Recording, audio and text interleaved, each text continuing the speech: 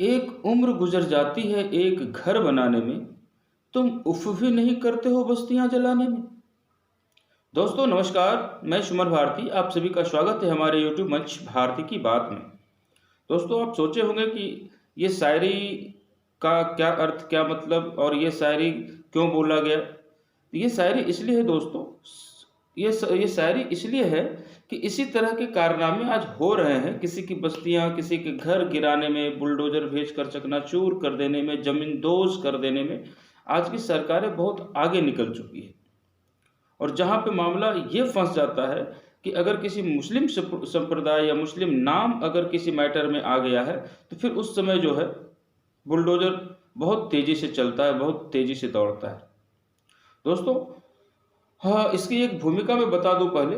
16 जनवरी 2024 यानी परसों एक जो केस थी, उस केस में उन्हें जमानत मिली है। और वह मामला क्या था? आज से 5 महीने पहले 17 जुलाई 2023 को उज्जैन में महाकालेश्वर बाबा का शोभा यात्रा निकाला जा रहा था। और जब वो शोभा यात्रा उज्जैन में टंकी चौराहे तक पहुंचा, तब वहाँ पे एक बवाल हो गया। बवाल हुआ इस बात को लेकर के कि वहाँ पे जो शोभा यात्री थे उनका कहना था कि ऊपर से थूक फेंका गया है।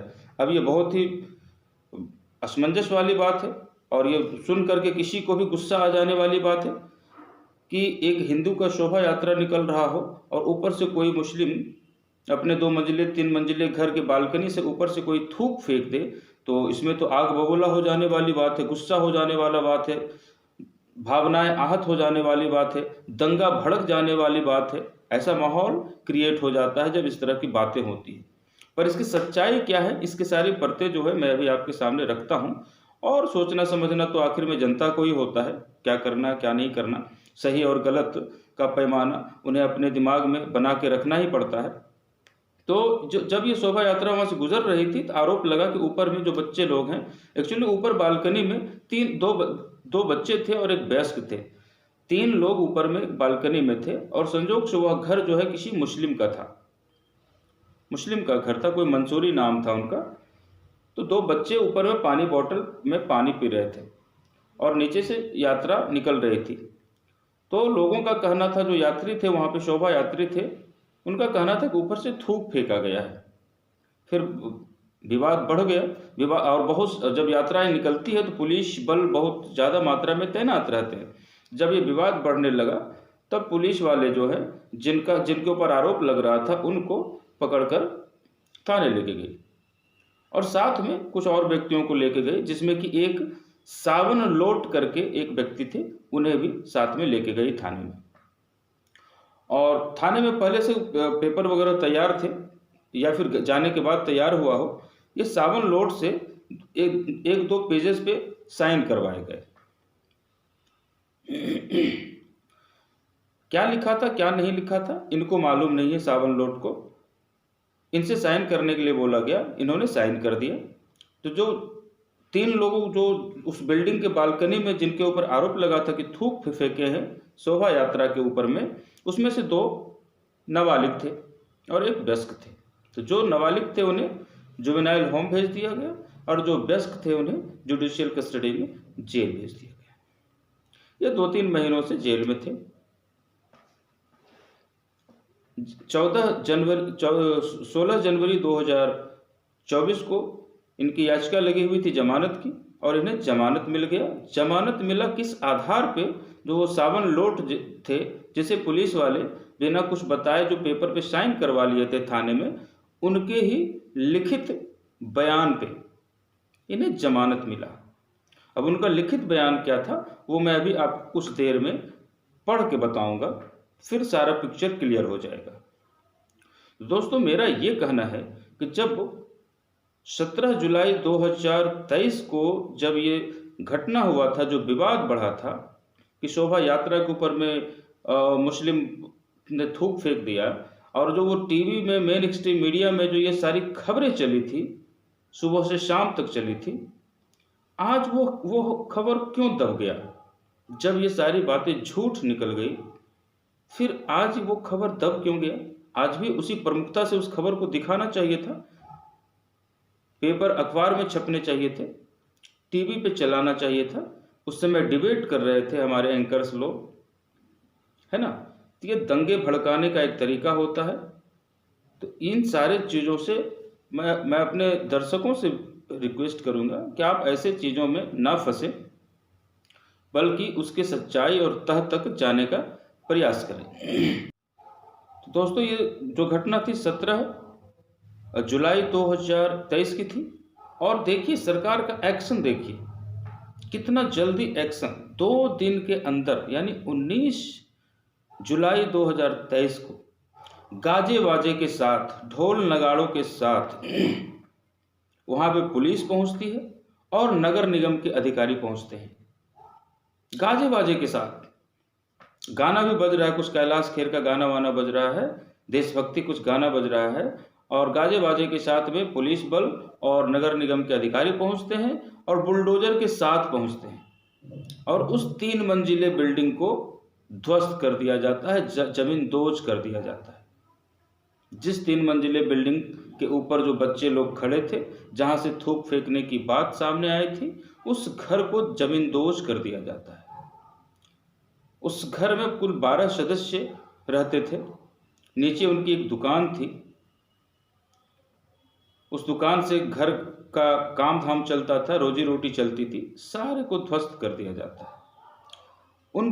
ठीक है, मान लेते हैं गलती हुई होगी, लेकिन गलती पाई नहीं गई है कोर्ट में, और जो जिन्हें इन लोग गवाह बनाए थे वह गवाह मुकर भी गए। तो हम मान लेते हैं कि ठीक है, उन दोनों बच्चों की गलती रही हो, हाथ में बोतल है पानी का, हो सकता है कुछ हुआ हो। उसके वजह से उसके बाप के दादा के द्वारा बनाई गई जो मकान थी 3 मंजिला, जिसमें कि 12 लोगों को छत मिला था रहने के लिए, उन सारे लोगों को रोड पे लाके खड़ा कर दिया। रोजी रोटी के लिए एक दुकान थी, उसे भी तोड़ दिया। तो ये ऐसे मानसिकता से सरकारें नहीं चलनी चाहिए। और पता नहीं हमारे पुलिस और प्रशासन को क्या हुआ है, क्या सोचते हैं, समझ में आता नहीं है। तो उन्हें इल्लीगल कंस्ट्रक्शन बोल करके नगर निगम के अधिकारी और पुलिस वाले आकर तोड़ दिए। ये सोचने वाली बात है दोस्तों कि 2 दिन पहले विवाद हुआ था थूक फेंकने का, और 2 दिन बाद नगर निगम और पुलिस वाले जेसीबी लेकर आते ढोल नगाड़े के साथ में और घर को जमींदोज कर देते हैं, ध्वस्त कर देते हैं। तो ये 2-3 महीने से इन लोग जेल में थे।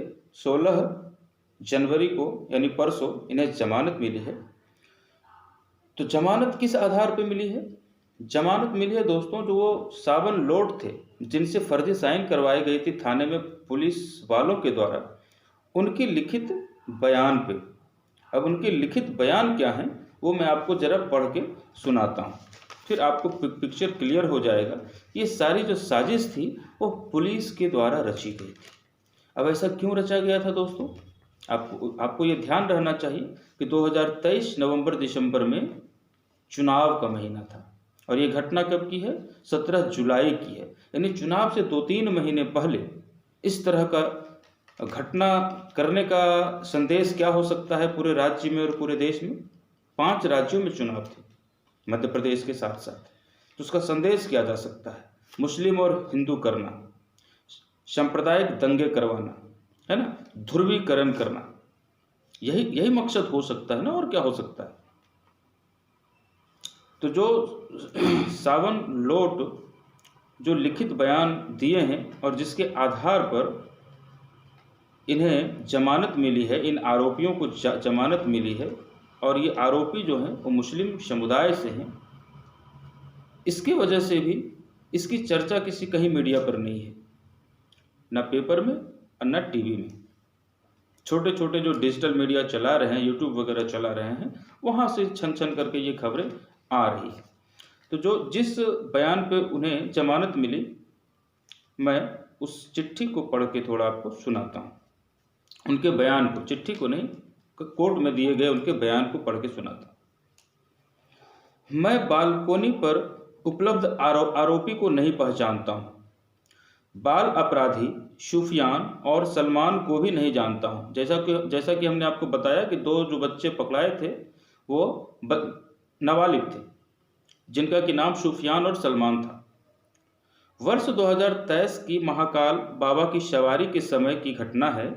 घटना के समय लगभग 7 बजे के आसपास टंकी चौराहा की है। मैं अपने दोस्त योगेश और मोनू चौहान के साथ महाकाल की सवारी देखने के लिए आया था। महाकाल की सवारी निकलने के बाद टंकी चौराहा पर भीड़ भाड़ हो रही थी और टोस्ट की दुकान के सामने विवाद कर गाली गलौज किए जा रहे थे। एक्चुअली उनका जो लिखा हुआ है उसको मैं थोड़ा सा एक दो लाइन कुछ मतलब शब्द जो है सुधार के पढ़ पा रहा हूँ। उनका जो लिखा हुआ था टूटी फूटी हिंदी है। गाली गलौज लेकिन व्यक्तियों के द्वारा की गई, गाली गलौज किन व्यक्तियों के द्वारा की गई मैं उन्हें नहीं जानता हूँ। पुलिस प्रशासन की मौजूदगी भारी तादाद में थी। पुलिस वाले मौके पर अन्य व्यक्तियों को पकड़कर ले जा रहे थे। पुलिस मुझे भी साथ चलने को कहा। थाने पर बाद में मुझे पता चला कि किसी व्यक्ति द्वारा सवारी पर थूका गया है। मैंने किसी व्यक्ति को थूकते हुए नहीं देखा था। थाने में बहुत सारे पुलिस वाले थे और मुझसे कहा कि कुछ कागजों पर हस्ताक्षर कर दो, तो मैंने हस्ताक्षर कर दिए। पुलिस वाले मुझसे किस बात के हस्ताक्षर करवाए मुझे नहीं बताया। और भी बहुत सारी चीज़ें हैं इसमें लिखा हुआ। तो क्लियरली उन्होंने बोला कि मैं ना उन थूकने वाले को वो पहचानता हूँ और मुझसे जो हस्ताक्षर थाने में बुलवा कर करवाए गए, मुझे पुलिस वालों ने इसके बारे में कोई जानकारी नहीं दी। हमारे सामने घटना करने वाले व्यक्ति की सीसीटीवी फुटेज दिखाकर व्यक्तियों को पहचानने का भी कोई प्रबंध नहीं किया गया। मतलब इस तरह की सारी बातें जो है वह अपने लिखित बयान कोर्ट में दिए। तब जाकर ये जो व्यक्ति और 2 बच्चे जो अरेस्ट हुए थे थूक फेंकने के मामले में, उनके ऊपर धाराएं क्या क्या लगी थी दोस्तों। आईपीसी की 295A, 153A, 296, 505 आईपीसी की इतने सारे धाराएं इन पे लगाए गए थे। और ये धाराएं किस चीज़ की है? धार्मिक भावनाएं आहत करने के लिए और दंगे भड़काने की कोशिश करने की धाराएं हैं।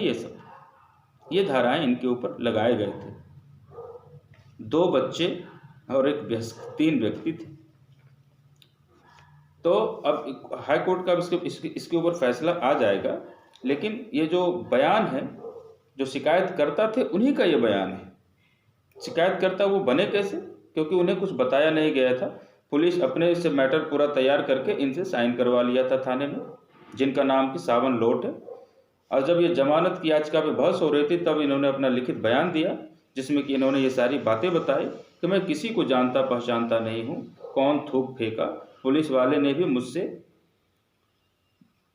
फर्जी साइन करवाया, लेकिन पेपर में क्या लिखा है उसके बारे में मुझे कोई जानकारी नहीं थी। तो दोस्तों, सच सामने आता है, धैर्य रखने की ज़रूरत होती है। शासन और प्रशासन इतना मजबूत है, उस व्यक्ति को डराया धमकाया जा सकता था, लेकिन क्या कारण होगा पता नहीं। जो शिकायतकर्ता जो सावन लोट थे वह बयान जो है कोर्ट में दिया और सच बयान दिया, और उस आधार पर ये सारे लोग जमानत पे बाहर आए हैं। और फिर हाई कोर्ट का फैसला आएगा, फिर ये केस फाइनल होगा।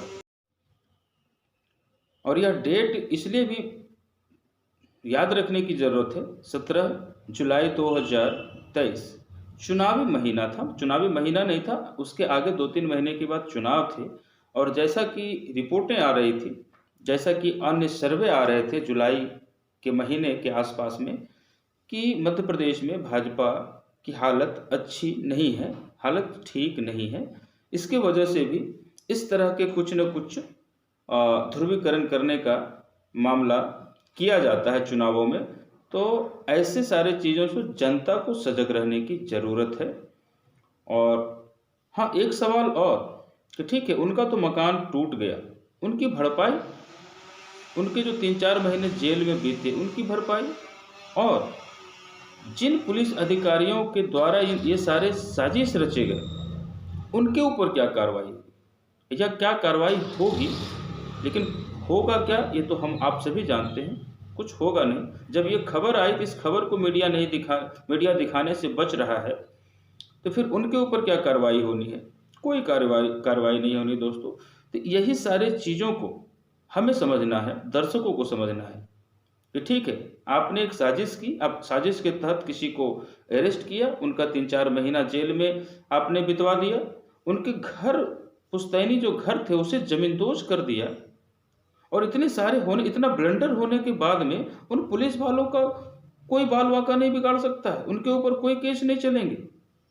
जेल तो उन्हें डालना चाहिए, सस्पेंड तो उन्हें करना चाहिए, लेकिन वो सारे कुछ हुए हैं कि नहीं हुए, वो खबर अभी तक सामने नहीं आ पाई है, और खबर सामने आ भी नहीं पाएगी। दोस्तों, आज इस विषय पे इतना ही। किसी अन्य मुख्य मुद्दे पर हम आपसे फिर जुड़ते हैं, फिर आगे हम आपसे बात करेंगे। तब तक के लिए धन्यवाद, नमस्कार।